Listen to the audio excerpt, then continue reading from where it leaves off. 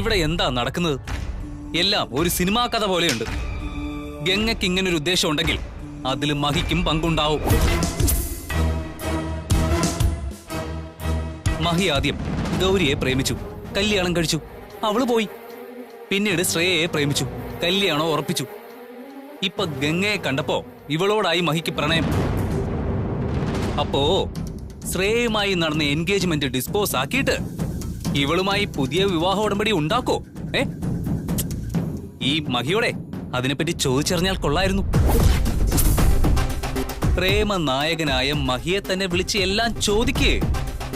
അയാള് ശ്രേയയെ കെട്ടുന്നോ അതോ ഇവളെ പ്രേമിച്ച് നടക്കാൻ പോകുന്നോന്ന്? നിർത്തടാ. മായി തോന്നിയത് വിളിച്ചു പറയരുത്. മഹി ആരാ? നിന്റെ ചേട്ടനാ. ചേട്ടനെ കുറിച്ചാണോ അതിപ്പില്ലാതെ നീ സംസാരിക്കുന്നത്? അവന്റെ ഔദാര്യത്തിൽ ജീവിക്കുന്ന നിനക്ക് അവനെ പറ്റി ഇങ്ങനെയൊക്കെ പറയാൻ എങ്ങനെ നാവ് പൊങ്ങി? രാഹുൽ പറയുന്നതിൽ എന്താ തെറ്റ്? മഹേട്ടന്റെ മനസ്സിൽ എന്താണെന്ന് അറിയണ്ടേ? മഹിയുടെ മനസ്സിൽ എന്താണെന്ന് അറിയാൻ മഹിയെ വിളിച്ചു ചോദിച്ചാ പോരെ? സീമേ, മഹിയെ വിളിച്ചോണ്ട് വാ.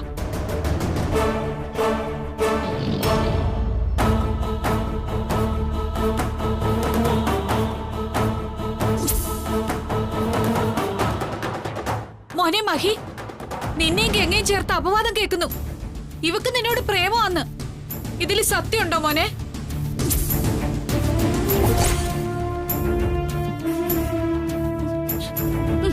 ഇങ്ങോട്ട്. എന്റെ മോളുമായി നിശ്ചയിച്ച വിവാഹം എന്താവും? നീ തന്നെ പറ. മതി, നിർത്ത്. ഇതിനുള്ള മറുപടി ഞാനല്ല, ഗംഗയാണ് പറയേണ്ടത്.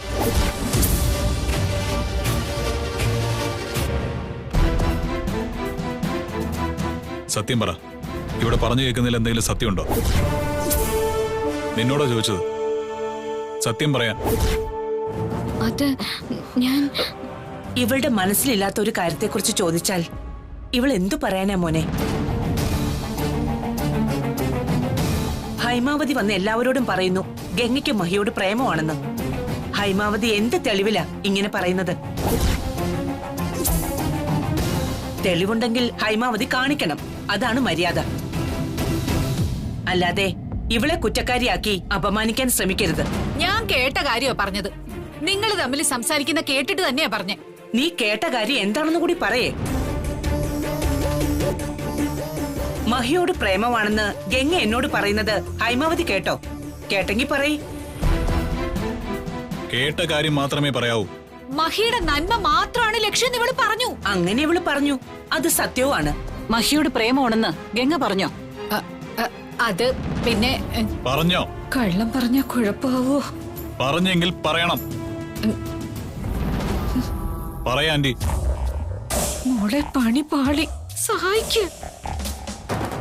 തെളിവില്ലെങ്കിൽ പിന്നെ എന്തിനൊക്കെ വിളിച്ച് പറയാൻ പോയത്? ഹൈമാവതിക്കൊന്നും പറയാനില്ലേ? ഗംഗ പറയാത്തൊരു കാര്യം ഹൈമാവതി എങ്ങനെ പറയും? ഗംഗ പറഞ്ഞതൊരു നല്ല കാര്യമല്ലേ? അതിനാണോ നാത്തൂനി ബഹളെല്ലാം ഉണ്ടാക്കിയത്? അത് പിന്നെ നാത്തൂനെ ഇത്രയും പേരുടെ മുമ്പിൽ ഗംഗ ആന്റി അപമാനിക്കല്ലേ ചെയ്തത്? അത് തെറ്റായിപ്പോയി.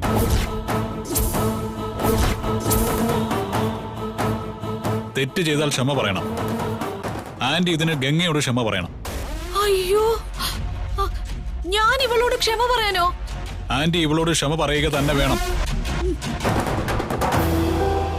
ഗംഗ ഹൈമാവതിയോട് ഒരു തെറ്റും ചെയ്തില്ലല്ലോ. ഹൈമാവതിയല്ലേ ഗംഗയെ അപമാനിച്ചത്. ആ സ്ഥിതിക്ക് ക്ഷമ ചോദിക്കുന്നതിൽ ഒരു തെറ്റുമില്ല. ക്ഷമയൊന്നും പറയണമെന്നില്ല. അത് ഗംഗയല്ല തീരുമാനിക്കുന്നത്. തെറ്റ് ചെയ്തവർ ക്ഷമ പറഞ്ഞേ പറ്റൂ. ആന്റി ക്ഷമ പറഞ്ഞില്ലെങ്കിൽ എനിക്ക് മറ്റു ചില തീരുമാനങ്ങൾ എടുക്കേണ്ടി വരും. അയ്യോ, അതൊന്നും വേണ്ട മോനെ. ഞാൻ ക്ഷമ ചോദിക്കാം.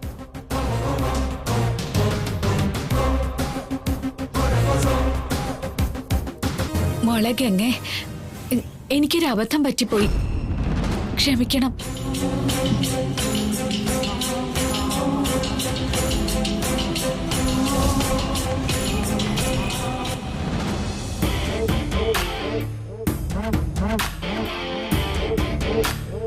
മോളെ, നീ ഇങ്ങോട്ട് വാ.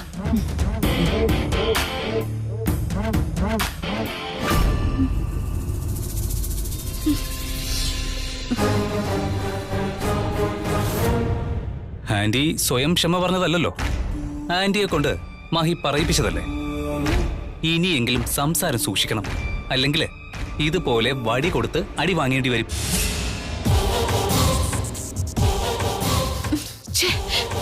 വല്ലാത്തൊരു നാണക്കേടായി പോയല്ലോ.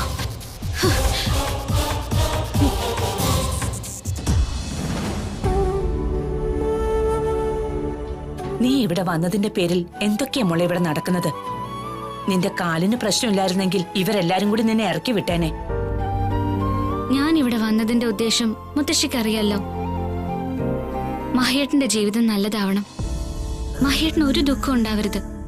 വേറെ ഒരു ദുരുദ്ദേശം എനിക്കില്ല മുത്തശ്ശി. മോളെ, നീ ഇവിടെ വന്നതിന്റെ പ്രധാന ലക്ഷ്യം മഹിയാണെന്ന് ആരും അറിയരുത്.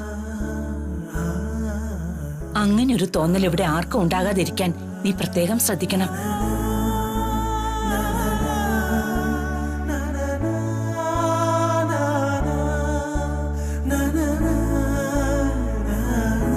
എനിക്ക് നിന്നോടൊപ്പം ഇവിടെ താമസിക്കാൻ പറ്റില്ലല്ലോ. തറവാട്ടിലേക്ക് പോയല്ലേ പറ്റൂ. ദേ, ഇപ്പൊ തന്നെ അവിടുത്തെ കാര്യങ്ങളെല്ലാം കുഴപ്പത്തിലായിട്ടുണ്ടാവും. ഇന്ന് തന്നെ മുത്തശ്ശി പോകും. 2 ദിവസം കഴിഞ്ഞു പോവാം മുത്തശ്ശി. എന്റെ കാല് സുഖപ്പെടും വരെ മുത്തശ്ശി ഇവിടെ ഉണ്ടാവുന്ന ഞാൻ കരുതിയത്. ഇവിടെ താമസിക്കാൻ തയ്യാറായിട്ടല്ല മോളെ ഞാൻ വന്നത്. നിന്റെ അവസ്ഥ അറിഞ്ഞപ്പോ നിന്നെ കാണണമെന്ന് തോന്നി. അതുകൊണ്ടാ തറവാട്ടിലെ കാര്യങ്ങളൊക്കെ ഇട്ടെറിഞ്ഞ് ഓടി വന്നത്.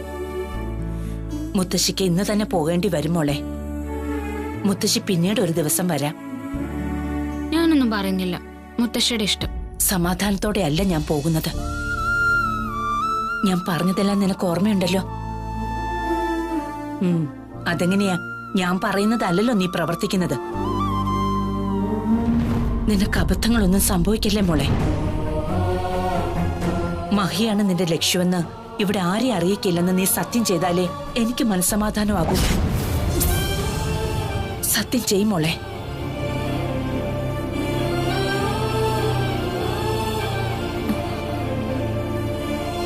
എന്റെ മനസ്സമാധാനത്തിന് വേണ്ടിയെങ്കിലും നീ സത്യം ചെയ്യും മോളെ.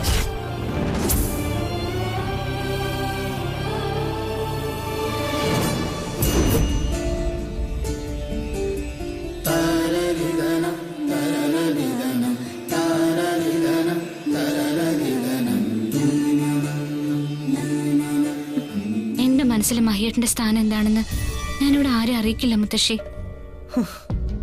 അതിനുള്ള സാഹചര്യം ഞാനായിട്ടുണ്ടാക്കില്ല. മുത്തശ്ശിയാണ് സത്യം.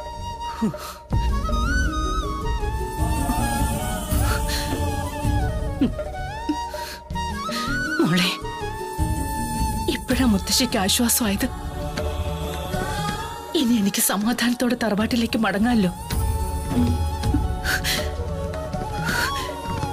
എന്റെ മോൾക്ക് നല്ലതേ വരൂ.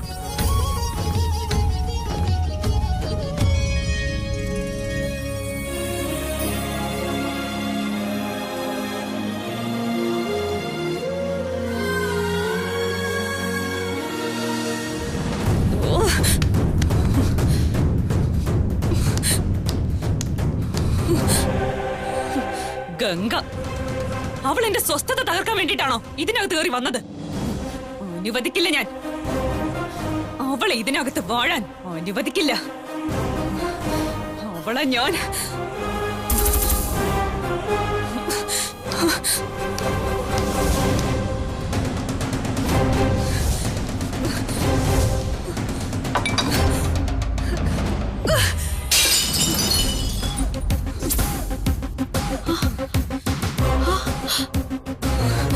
മോളെ,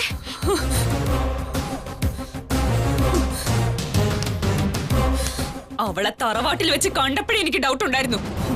അപ്പോ ആ സംശയം ഞാൻ അവഗണിച്ചു. പൂജാ ദിവസം ഇവിടെ കേറി വന്ന് മഹിയേട്ടന്റെ ബ്ലഡ് കയ്യിലെടുത്തപ്പോഴും എന്തോ പ്രശ്നം എനിക്ക് ഫീൽ ചെയ്തിരുന്നു. ഇപ്പോ ആ സംശയം എല്ലാം പൂർണ്ണമായിരിക്കുന്നു. ഗംഗ ഈ വീട്ടിൽ തുടരുന്നത് നമുക്ക് തലവേദനയാ മോളെ. അവളുടെ ഉദ്ദേശം നല്ലതല്ല.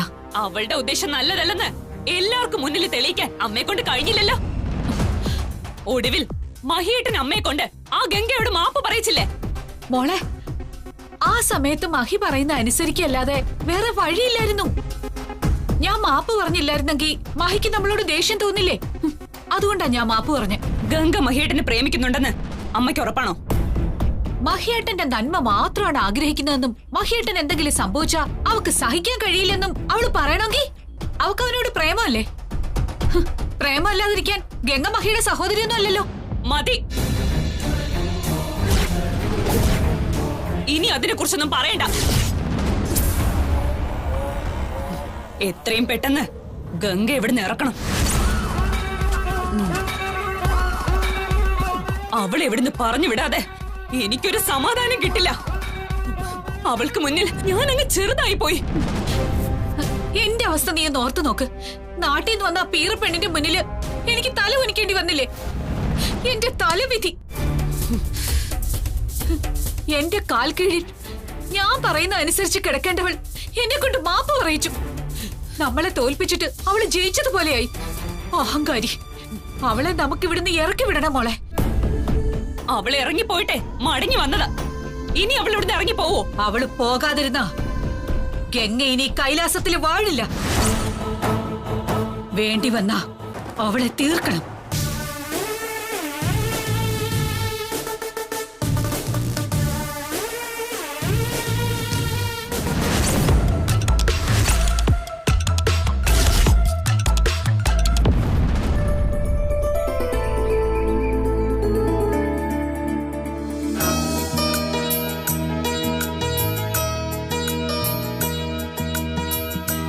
അമ്മേ, താലി ഡിസൈൻ ചെയ്യാൻ കൊടുത്തിട്ട് എന്തായി? ആ, പുതിയ ചില ഡിസൈനുകൾ അയച്ചു തന്നിരുന്നു. എനിക്കതൊന്നും ഇഷ്ടായില്ല. പിന്നെ വേറെ ഡിസൈൻസ് തരാൻ അയാളെ ഏറ്റിട്ടുണ്ട്. ഞാൻ ഒരു പുതിയ ഡിസൈൻ പ്ലാൻ ചെയ്തിട്ടുണ്ട്, അത് അയാൾക്ക് കൊടുക്കാം.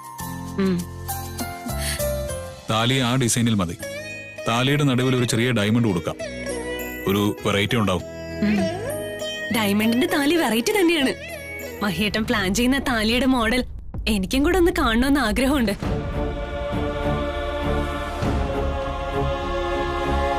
എന്റെ കഴുത്തി കിടക്കേണ്ട താലിയല്ലേ? ആ മോഡലിന്റെ ഡിസൈൻ ഒന്ന് അയച്ചേരണേ മഹിയേട്ടാ. നമ്മുടെ വിവാഹം ഉടനെ ഉണ്ടാവോ? താലിയൊക്കെ ഡിസൈൻ ചെയ്യാൻ കൊടുത്തത് കൊണ്ട് ചോദിച്ചതാ. സോറി ശ്രേയ, ഞാൻ ഡിസൈൻ ചെയ്യുന്ന ഡയമണ്ടിന്റെ താലി നമ്മുടെ വിവാഹത്തിനുള്ളതല്ല. എന്റെ ബിസിനസ്സുമായി ബന്ധപ്പെട്ട ഒരു ആഡിന് വേണ്ടിയാ. താലി ഡയമണ്ട് കൊണ്ടുണ്ടാക്കുന്നതും പുതിയൊരു ട്രെൻഡ് ആവും. നമ്മുടെ മാരേജിന് ഉപയോഗിക്കുന്ന താലിയും ഡയമണ്ട് കൊണ്ട് മതി. അതിനെപ്പറ്റിയൊക്കെ നമുക്ക് പിന്നീട് ആലോചിക്കാം. ഇനിയും സമയമുണ്ടല്ലോ. അല്ല, ഞാൻ പറഞ്ഞതേ ഉള്ളൂ. മഹിയുടെ ഈ ഐഡിയ നമ്മുടെ ബിസിനസ്സിൽ നല്ല ഹൈപ്പ് ഉണ്ടാക്കുന്ന ഉറപ്പാ. ഡിസൈനറെ ഞാൻ നിന്റെ ഓഫീസിലേക്ക് പറഞ്ഞയക്കാം. താലി ഡിസൈൻ ചെയ്യുന്നത് മഹിയേട്ടനല്ലേ? പിന്നെ ഡിസൈനറിന്റെ ആവശ്യം എന്താ? അതിന് പണിയറിയാവുന്ന ഒരാളെ കിട്ടിയാൽ മതിയല്ലോ. ഞാനൊന്ന് ആലോചിക്കട്ടെ.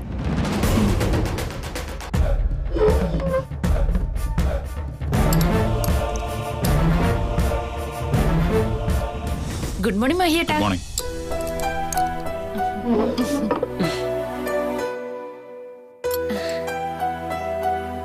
ഏതോ പുതിയ ബിസിനസിന്റെ കാര്യമാണല്ലോ ഇവിടെ ചർച്ച ചെയ്തത്.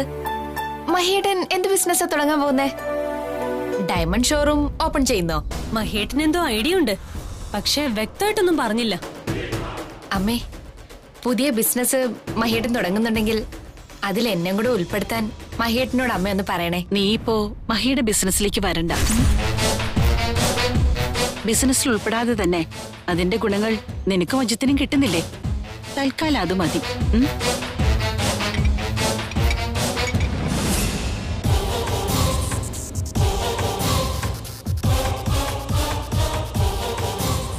ബിസിനസിന്റെ കാര്യം വരുമ്പോ അമ്മ എപ്പോഴും മഹിയേട്ടന്റെ കൂടെയാ.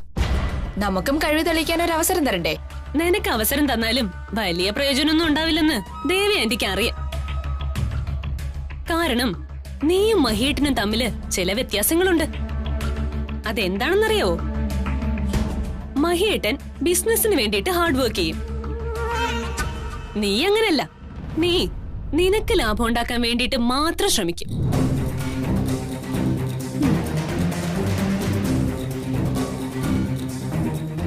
മഹിയേട്ടനുമായിട്ടുള്ള അവളുടെ കല്യാണം കഴിഞ്ഞിട്ടില്ല. അതിനു മുന്നേ അവൾ എന്നോട് ഇങ്ങനെയൊക്കെ പറയുന്നു.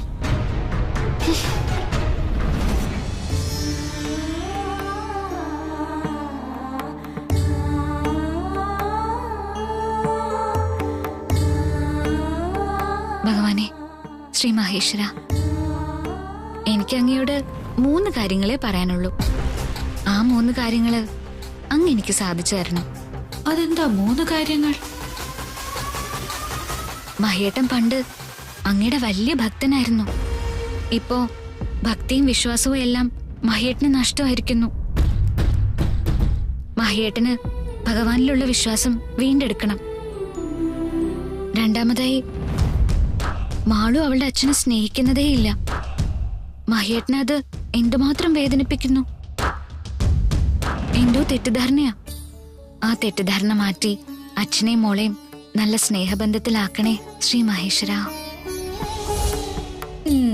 നടന്നു തന്നെ. ഇനി ഇവളുടെ 3ാമത്തെ കാര്യം എന്താ? മൂന്നാമത് ഒരു കാര്യം കൂടി ഉണ്ട്. അത് ഞാനിപ്പോ പറയുന്നില്ല, പിന്നെ പറയാം. ശ്രീ മഹേശ്വര ഭഗവാനെ, ഇവക്കൊരു നല്ല പണി കൊടുത്തേ പറ്റൂ.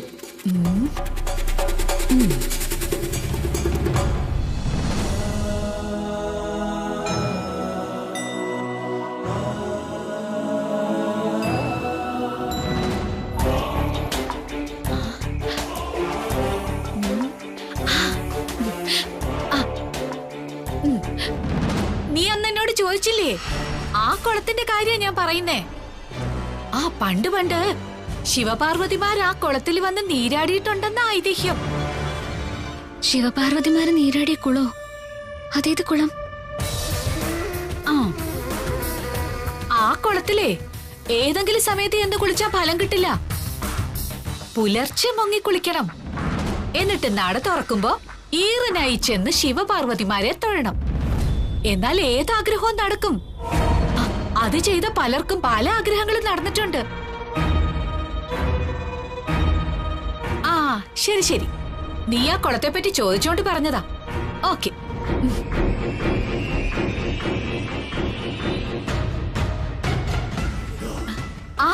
ആഹാ, നീ ഇവിടെ ഉണ്ടായിരുന്നോ? ആന്റി പറഞ്ഞ കുളം ഏതാ? കുളോ? ഏത് കുളം? ശിവപാർവതിമാര് വന്ന് നീരാടിയ ആ ക്ഷേത്രക്കുളം. അതിനെപ്പറ്റി ഞാൻ ചോദിച്ചേ. അങ്ങനെ ഒരു കുളം ഉണ്ടോ? ആ, അങ്ങനെ ഒരു അത്ഭുതക്കുളം ഇവിടെ അടുത്തുണ്ട്.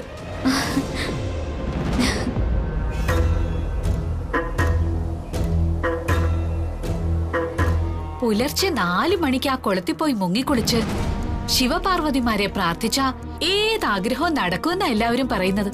എവിടെയാ ആ കുളം? നീ എന്തിനാ അന്വേഷിക്കുന്നേ? അവിടെ പോവാനൊന്നും നിന്നെ കൊണ്ട് കഴിയില്ല. നിന്നെ കൊണ്ട് നടക്കാത്ത കാര്യം അത്. അതെന്താ? അങ്ങോട്ട് പോകാൻ അല്പം ബുദ്ധിമുട്ടാ. അതുമാത്രല്ല, ആഗ്രഹ സാഫല്യത്തിനാണെങ്കിലേ തനിയെ പോകേണ്ടി വരും. കൂടെ ആരും ഉണ്ടാവാൻ പാടില്ല. കിഴക്കോട്ടുമൂലയ്ക്ക് പോകുന്ന വഴിയിലാ ആ കുളം. നീ അങ്ങോട്ടൊന്നും പോവല്ലേ?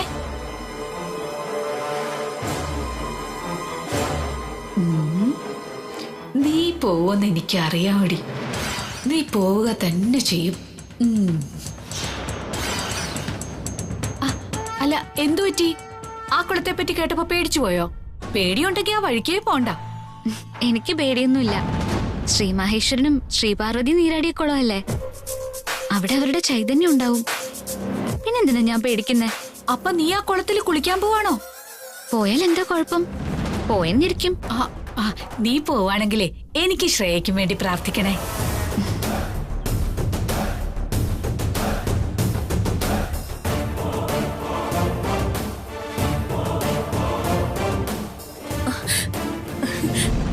ഗംഗ ആ കുളത്തിൽ കുളിക്കാൻ പോകുന്നുള്ളത് ഉറപ്പാണോ? അവള് പോവെന്ന് പറഞ്ഞാ പോയത്. കൊച്ചു വെളുപ്പാൻ കാലത്ത് അവൾ ആ കുളത്തിൽ മുങ്ങി കുളിക്കാൻ പോയാ നമ്മുടെ ജോലി പിന്നെ എളുപ്പമാവും.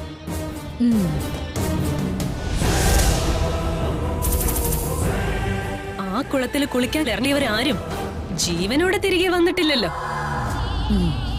ആ കുളത്തിന്റെ അടിത്തട്ടില് നിറയെ ചെളിയാ. ഗംഗ ആ കുളത്തിൽ ഇറങ്ങിയ അതോടെ അവളുടെ കഥ കഴിയും. അതിനുവേണ്ടിയാണല്ലോ നീ പറഞ്ഞ പോലെ ഗംഗ കേൾക്കാൻ ഞാൻ ഫോണിൽ സംസാരിച്ചത്. എങ്ങനെയെങ്കിലും ആ ഗംഗയുടെ ശല്യം തീർന്നു കിട്ടണം. നാളത്തോടെ ഗംഗയെ കൊണ്ടുള്ള ശല്യം തീർന്നു കിട്ടും. അവള് നാളെ വെളുപ്പിന് ആ കുളത്തിലേക്കൊന്ന് പൊയ്ക്കോട്ടെ. അവളുടെ അന്ത്യം സംഭവിക്കും.